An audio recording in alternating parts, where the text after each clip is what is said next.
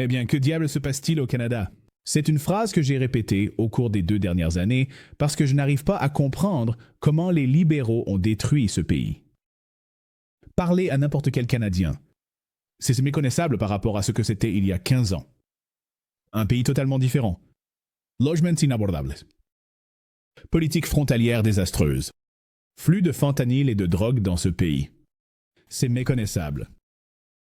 Et tout cela a été fait sous la direction de dirigeants mondialistes au Canada. Eh bien, on dirait qu'ils viennent d'en avoir un autre. Mark Carney. Alors, qui est-ce Mark Carney? Essayons de comprendre qui est ce type. Comment Justin Trudeau a-t-il pu lui remettre les clés?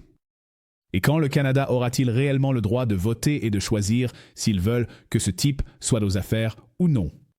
Ou Pierre Poilievre, qui semble de plus en plus ressembler à un libéral chaque jour, avec ses positions sur l'Ukraine, ses positions contre Trump et le commerce, la crise du fentanyl et tout le reste. Alors, que se passe-t-il au Canada? Parlons à David Creighton.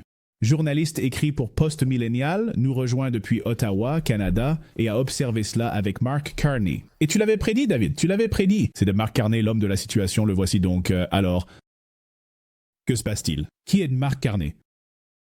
Et comment le Canada réagit-il à cela? Eh bien, Mark Carney, bien sûr, est l'ancien gouverneur de la Banque du Canada et de la Banque d'Angleterre.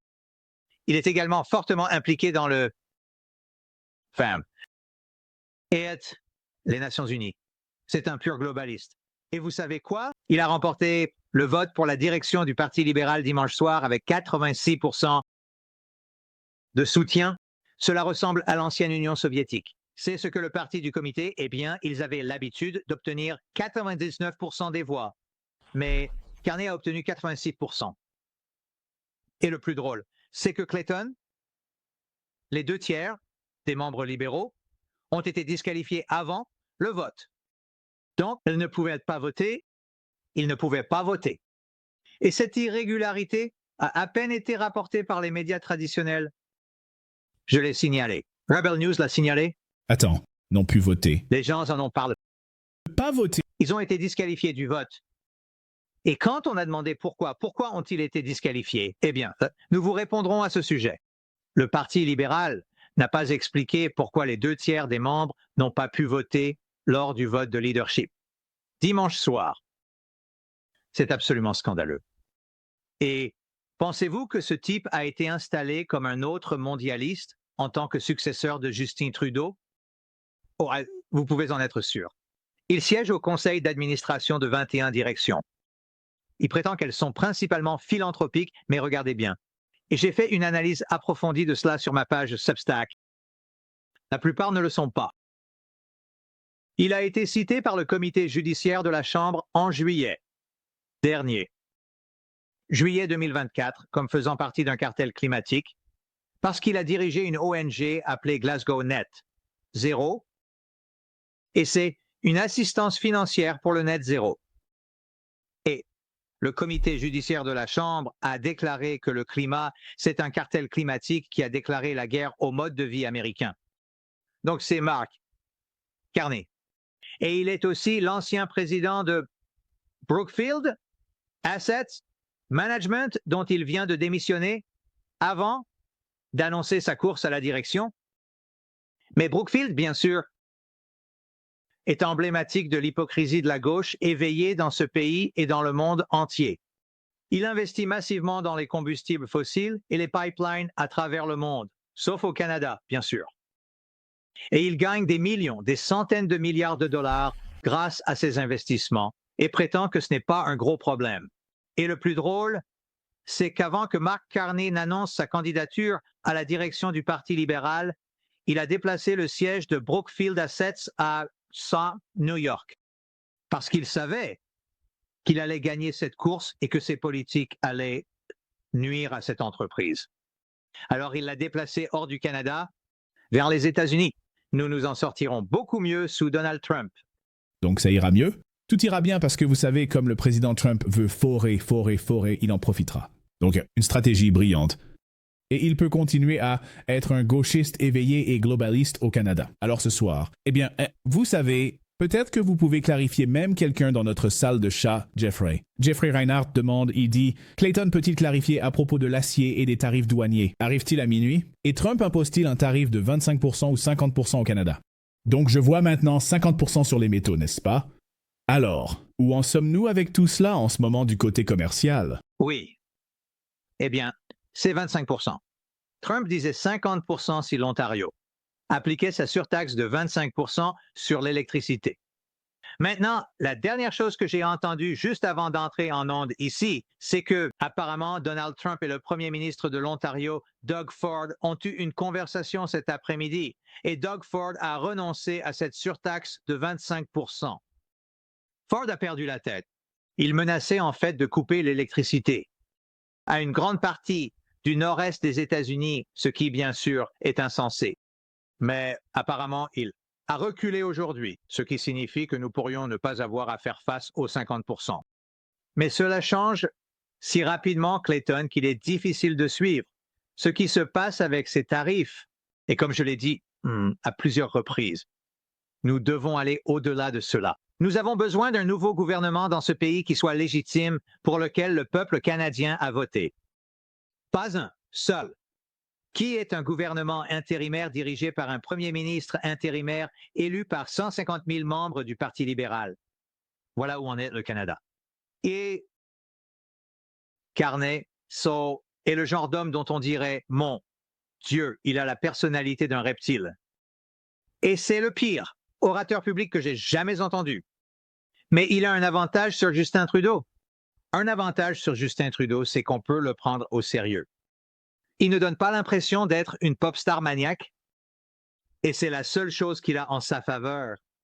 Mais les gens se demandent, allons-nous avoir une élection bientôt? Carney pourrait éventuellement rester en poste. Il pourrait rester en poste pendant 1 an et demi.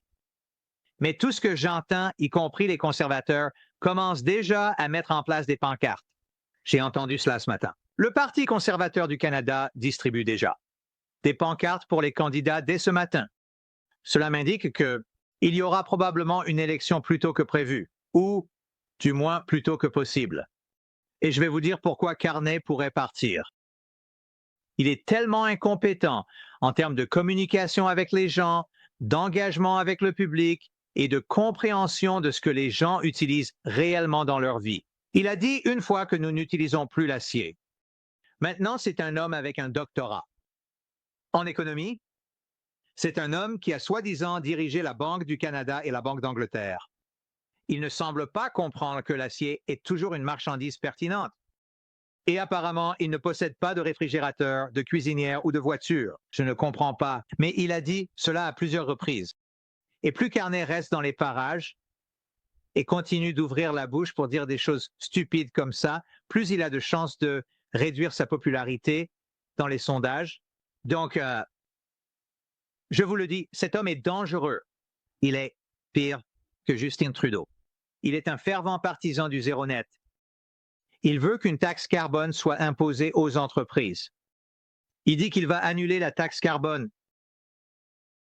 Mais comme Pierre Poilievre l'a souligné, l'annuler pour les particuliers, la compenser sur les entreprises, ce qui, bien sûr, sera ensuite immédiatement la répercuter sur les consommateurs. Et ce qu'il veut faire en plus, c'est établir quelque chose qu'il décompose vraiment. On a un tarif carbone. Et c'est absolument effrayant. Et c'est une des raisons pour lesquelles Donald Trump doit cesser d'attaquer l'opposition conservatrice et laisser une élection se dérouler dans ce pays pour évincer ce type. Parce que c'est presque comme si, dès que Trump a été élu, le UAWF a dit « Hey, plantons un autre de nos hommes à Ottawa » pour garder un œil sur ce type, parce que Mark Carney a déclaré publiquement il veut détruire le dollar américain en faveur de la monnaie chinoise ou quelque chose qu'il appelle une monnaie hégémonique synthétique, peu importe ce que c'est. Et il veut aussi la banque numérique et il veut éradiquer toutes les autres formes de banque libre. Et donc cet homme est un danger clair et présent pour la liberté, non seulement au Canada, mais aussi pour les Américains. Il ne sera rien d'autre qu'un problème. Je veux dire, ça me rappelle Kamala Harris. Ça me rappelle ce que les démocrates ont fait pour installer Kamala Harris sans avoir à passer par une primaire où les gens n'ont pas à voter. Nous n'avons pas besoin de choisir. On nous dit simplement, vous savez, les démocrates ont simplement été informés. Voici vos candidats. Kamala Harris, vous n'avez pas besoin de faire une quelconque primaire du tout. Nous n'avons pas besoin de revenir et de voter pour ces personnes du tout. Je veux dire, c'est ce qui se passe ici. Alors, donnez-moi le meilleur scénario possible pour une élection au Canada. Le pire scénario. Parlons-nous d'1 an et demi? Le pire scénario pour une élection. Mark Carney pourrait concevoir de tenir bon pendant 1 an et demi jusqu'en octobre 2026, car la Constitution canadienne dit qu'un gouvernement doit organiser une élection après 5 ans. Maintenant, il y a une législation en vigueur qui a régi les 4 ou 5 dernières élections fédérales.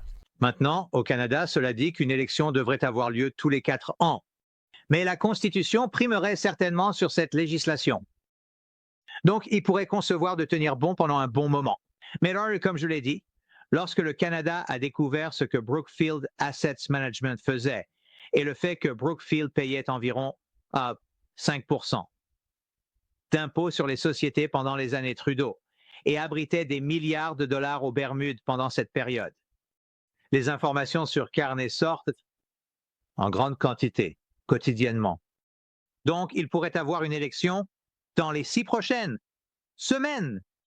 Je prédis que dès qu'il deviendra Premier ministre et il négocie actuellement le calendrier avec Justin, ils ont leur petite période de transition en ce moment. Et Justin a presque pleuré d'ailleurs, dimanche soir encore, lorsqu'il disait adieu, au revoir, amen au peuple canadien. Mais Mark Carney sera Premier ministre d'ici la semaine prochaine. Je prédis qu'il aura une élection plus tôt qu'en octobre 2026, car je pense qu'à ce moment-là, la plupart des Canadiens voudront le goudronner et le plumer et le faire quitter la ville assez rapidement. Ce n'est pas quelqu'un qui s'adapte bien. C'est quelqu'un qui use très vite son accueil. Et plus vous voyez Mark Carney, il y a plus de choses à ne pas aimer. Il est hautain, arrogant, absolument détaché de la personne moyenne parce qu'il n'a pas vécu avec des gens ordinaires depuis de nombreuses années. Sa femme est aussi riche que lui. Ils ont été hors du pays pendant une grande partie des 10 dernières années, voyageant d'avant en arrière. Il est citoyen de 3 pays d'ailleurs, le Royaume-Uni, l'Irlande et le Canada. Et le Canada a toujours été en quelque sorte son 3e choix. Mais c'est l'homme que les mondialistes ont nommé, ont oint, ont couronné comme leur leader au Canada. Et plus vite nous pourrons le faire partir, mieux ce sera. J'ai dit l'autre jour dans mon propre émission que le mandat de Mark Carney, en tant que Premier ministre, soit le plus court de l'histoire du Canada. Nous avons eu quelques mandats très courts en tant que Premier ministre. John Turner, Kim Campbell, des personnes de date récente, que Mark Carney soit encore plus court que cela, car cet homme est venu ici avec une mission, et c'est une mission pour accomplir un agenda mondialiste, et toute sa vie, depuis Harvard, toutes ces années au WIF, toutes ces années en tant que banquier international, toutes ces années avec les Nations Unies, l'ont préparé à prendre le contrôle du Canada et de l'économie canadienne. Et être autant un problème pour son voisin du Sud qu'il le peut. Attention, mais il y a de l'espoir. Je crois que le Canada peut encore choisir de se débarrasser de ce type avant qu'il ne soit trop tard. Nous verrons. Nous verrons. Nous verrons si le Canada peut avoir une élection ou s'ils sont coincés avec ce type. Le Canada évolue dans cette direction, devenant comme l'Ukraine et les démocrates aux États-Unis. Je déteste le dire, mais cela semble être le cas. J'espère qu'il pourrait peut-être avoir un mandat aussi court, peut-être comme Liz Trump au Royaume-Uni. Peut-être. 49 jours. Voyons si nous pouvons réussir cela au Canada. David Creighton, toujours un plaisir de te voir. Regardez aussi la superbe émission de David. Vous pouvez suivre Mental X, ainsi que sur YouTube Creighton Wright. Et merci pour toute votre excellente couverture comme toujours David. Ravi de te voir. Toujours un plaisir d'être avec toi, Clayton, et bienvenue de retour de Floride. Merci beaucoup. Temps d'être retour.